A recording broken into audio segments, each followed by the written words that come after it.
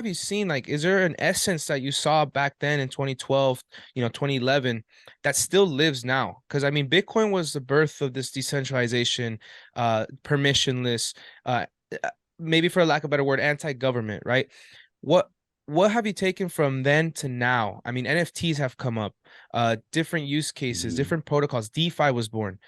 Is there an essence that you still feel like since 2011 it's still alive?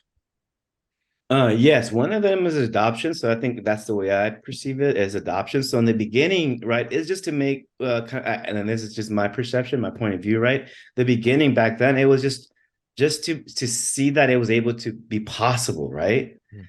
It wasn't like, oh, we're gonna create all these exchanges and DeFi and NFTs, right? That was not there yet, but it was more like, wow, this is possible. Now there is a currency that no one can, stop, right? And it's global and it's digital.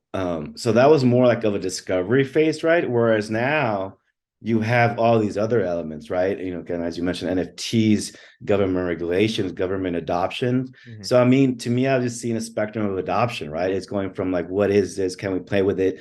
The kitties, right? One of the first NFTs. You think about it, it's some kitties that again, that was Mhm. again from my perspective, just to see that the concept was possible, right? It Yeah. didn't matter, the image not didn't matter as much, right?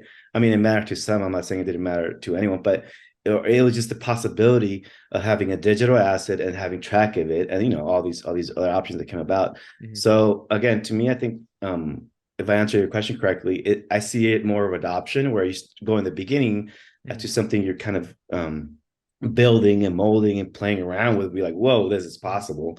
And then now is like all these possibilities out of this thing that kind of, another thing too is that I will say is regulation that is still part of the essence of all this, right?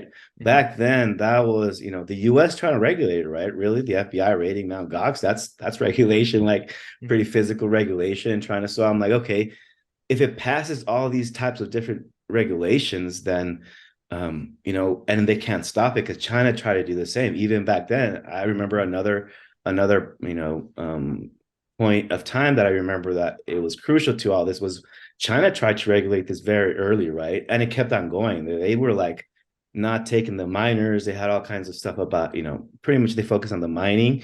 And I don't, you probably don't remember, but there was all kinds of cells, which still happens, right? Of mining equipment because China, cracked down on it. But it went through that, right? It kind of Yeah. went over that hurdle. So yeah, I hope that answers your question. No, absolutely. And I mean, I guess now in the grand scheme of it all, right? We see some of these countries like China kind of turning the table again. Like what if we don't Mm-hmm. what if we almost deregulate this and accept it, right?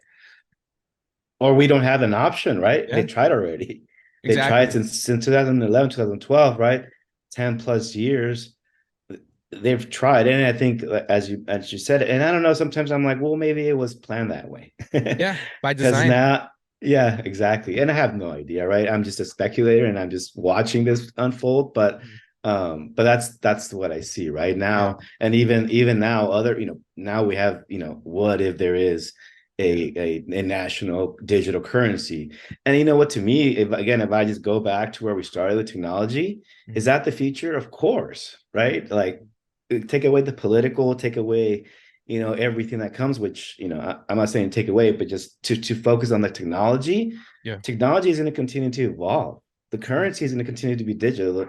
Our currencies are already digital, right? PayPal, I don't send you cash. I don't send you an envelope with a check no more. Like it's all digital, right? Yeah. It's just centralized digital currencies, right? Yeah. And we already have an option to. So it's going to continue moving to digital currencies, both centralized and decentralized. I think people will sometimes argue about those things, but Mhm. if technology doesn't know centralized or decentralized, or to me, it's both people, both groups will use it, right?